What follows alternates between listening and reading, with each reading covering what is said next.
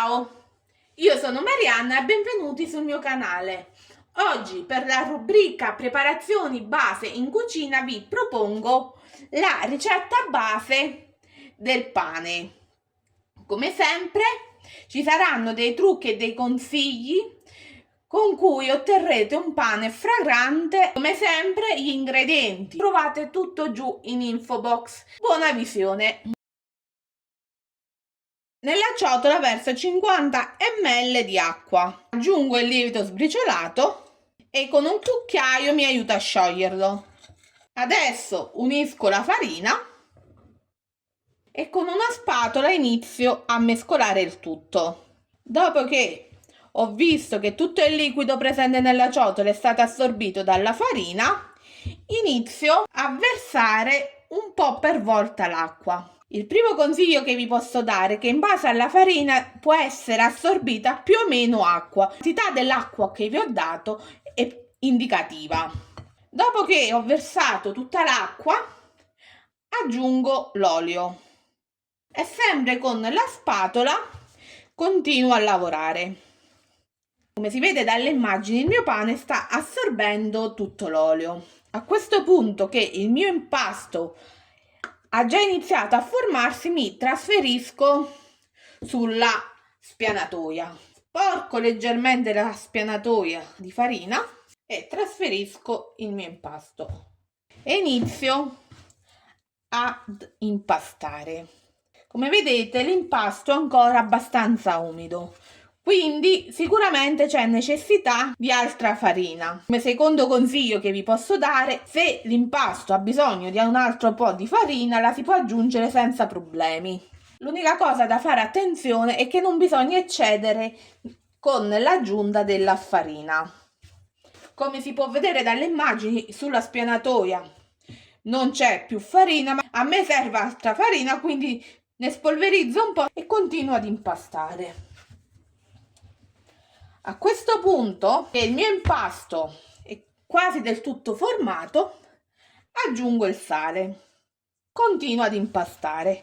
Per ottenere un impasto liscio ed omogeneo ci vorranno circa 10 minuti. Un altro consiglio che vi posso dare: se non volete impastare a mano, si può usare tranquillamente l'impastatrice. Al mio impasto non bisogna aggiungere più farina, in quanto passando l'impasto non rimane attaccato al piano di lavoro, quindi posso continuare ad impastare senza problemi. Il mio impasto è pronto.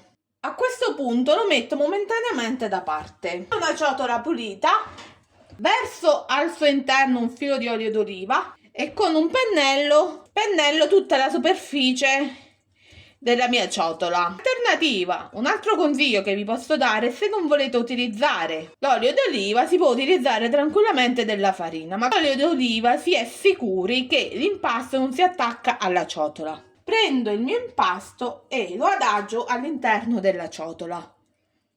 Prendo un coltello e faccio il segno di una croce o di una X. Copro la ciotola con della pellicola, faccio lievitare a temperatura ambiente e poi trasferisco il mio impasto in frigorifero per almeno 8 ore. L'impasto è uscito dal frigo e l'ho fatto riposare a temperatura ambiente per 2 ore. Tolgo la pellicola. Come si vede dalle immagini, l'impasto è lievitato perfettamente, in quanto ho iniziato a fare anche delle bolle in superficie, e spolvero leggermente la mia spianatoia. Con le mani leggermente infarinate tiro fuori il mio impasto. Fatta questa operazione, sgonfio il mio impasto e cerco di dargli una forma leggermente appiattita, in questo modo. Adesso che ho allargato il mio impasto, si fa riposare coperto o da un canovaccio pulito o da una pellicola per 4-5 minuti. Sono passati 5 minuti, adesso tolgo il canovaccio. Ricapitolando, in precedenza ho spianato l'impasto in una forma ovale. A questo punto do la forma al mio pane. Prendo la parte superiore e la porto al centro. Poi prendo la parte inferiore e la metto sopra all'altra in questo modo. Lo stendo leggermente. Il mio impasto per il pane è pronto. Ho foderato una teglia da forno con carta forno e trasferisco il mio pane con l'aggiuntura della chiusura che va giù nella mia teglia. Con un coltellino ben affilato faccio delle incisioni sulla mia pasta distanti 3 o 4 centimetri. Le incisioni vanno fatte sempre in diagonale. A questo punto ricopro la teglia con un canovaccio oppure con della pellicola spennellata di olio e faccio lievitare ancora per 40-50 minuti. Questo è il risultato dopo 50 minuti di lievitazione. Si riscalda il forno statico a 200 gradi e si cuoce per i primi 20 minuti, poi si bassa a 180 e si prosegue la cottura per altri 15 minuti. Dopo che il pane è cotto in forno, si mette su una gratella a raffreddare. Consiglio per conservare il pane: se non lo mangiate subito, si può tagliare a fette e congelarlo e poi utilizzarlo nel momento in cui ci serve.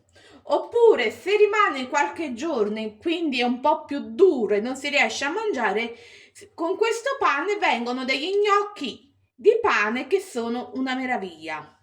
Grazie per aver guardato fino a qui. Prossima ricetta e come sempre buon appetito!